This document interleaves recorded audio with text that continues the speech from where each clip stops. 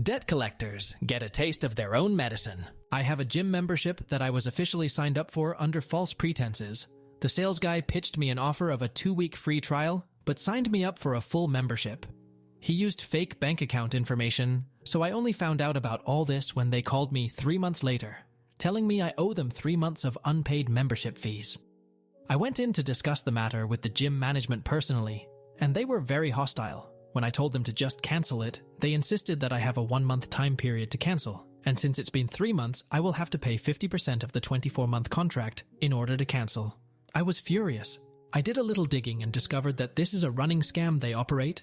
They sign potential customers up to a free trial, then fraudulently attach it along with your signature to a full 24-month contract with fake banking details. Since your true banking account won't be debited, you won't know until 3 months later when it's too late to cancel without paying the 50% cancellation clause. When you insist that you were signed up for a free trial, they gaslight you and use a insistent browbeating tactic to get you to see no way out. This is a prevalent scam in my country, and with a little research, I discovered that because of gyms scamming the public this way, laws were passed that exempts the public from having their credit affected in any way for non-payment of gym membership fees. And no legal action can be taken by any gym against any member for unpaid membership fees. However, while I was protected by Locrom, my credit record being tarnished, and from any legal action, I am not protected against harassment. The gyms hire debt collection companies to basically harass non-paying members with letters, emails, phone calls, text messages, and so-called agents who visit your workplace and your home. I returned to the gym and revealed my findings. They told me that I will either pay them or be handed over to their legal department and taken to court for double the contractually agreed amount and have my credit record destroyed. I smugly revealed that I am well aware of the law and that they have no power or authority to take any kind of action against any member. They doubled down on their insistent hardball tactic. I simply laughed and told the management lady that I already found 6 members who were scammed and have informed them of what I know, and I intend to educate as many members as I can about their rights. Then I called her a barking rabbit with no power at all.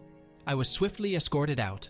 The next few weeks, the harassment tripled in intensity. I got a few letters in the mail weekly, about 10 emails daily from changing accounts, about 10 texts daily from multiple changing numbers, between 20 to 30 calls daily, and a few times a week, their obnoxious agents would harass me at my house or workplace. They had the same hostile, threatening hardball tactic, obviously meant to stress you out and pester you so much that you would just pay them in order to get some peace. The calls were the worst. They would find out personal information about your personal life and use it to get under your skin. After a while, I was exhausted. I realized that I was anxious about going outside. I would get a jolt of anxiety when the phone rang or when I had a knock on my door. This had to stop. I considered to change my number and email, but then I thought about my situation logically. I realize that they can harass, but nothing more. They can only affect my mental well-being if I take them seriously. What is there to fear? They are barking rabbits, toothless, clawless pit bulls. I did some pickup artistry in my earlier bartending days. There is a tactic used by pickup artists called agree and amplify, where you take nothing a person says seriously and amplify their insults to the ridiculous. It's a good technique to use to lighten the mood, especially if someone is being hostile toward you, since it disarms the attacker.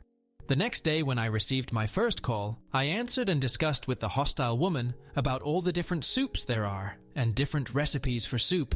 The more she would try to anger me or insult me or change the subject, I would suggest different soups that would calm her down and ask her what soups her children and family likes.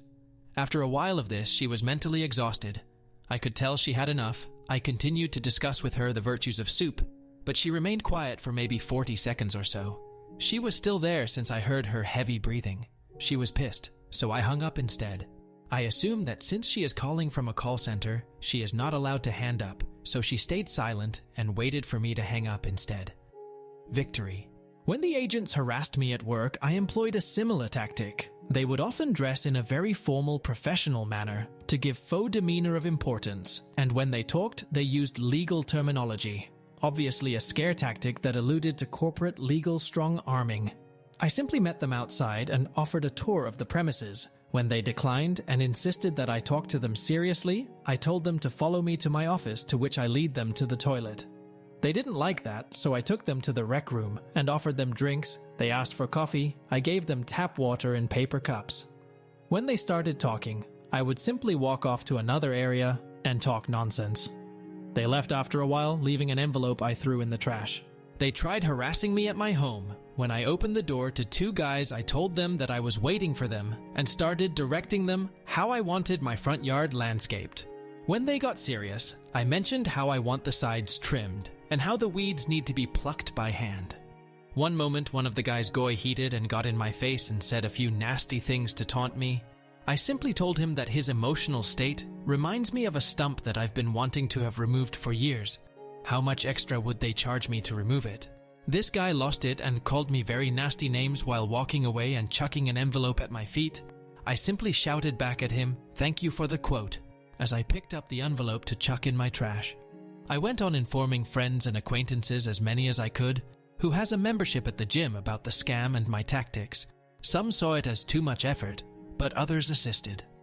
One delivery driver got his entire team of 13 to quit the gym and employ my tactics. This went on for a few weeks. I started getting very creative with my harassment countermeasures. There are so many beautiful topics, my favorite of which was preposterous political views, like discussing how Hitler was in fact the good guy, or how Nelson Mandela was an evil dictator. Also, I loved ridiculous conspiracies, like how all music since 1995 are computer-generated, and humans are in fact controlled by parasites called brains. I knew I was getting to them. After a few weeks, they stopped calling, and the agent stopped visiting. Only the texts and emails persisted. I downloaded software to filter the texts and emails as best I can, and it's worked well enough that I decided to keep my number and email accounts and just delete them in batches separated by the software. After a few months, I have not heard from them, and noticed that there were no more letters and no more batches emails or texts to delete. Feeling superior, I visited the gym to speak to the manager, but was refused entry when they heard who I was and was told that my membership was cancelled months ago. They tried to contact me to move forward with the cancellation and waive the 50% clause, but I was impossible to contact, and letters went unanswered. Turns out they stopped their antics after too many members came forward insisting on cancelling the contract. I spoke to the staff member at length, an okay guy. He told me that this happens every now and then. All the gym does is lay low for about 6 months, then start up the scamming and harassing again. Apparently this tactic brings in a lot of money, and the gym would close down. Otherwise, I just shook my head. I had lots of fun toying with these people. I actually miss annoying them and getting under their skin. I still chuckle thinking of it.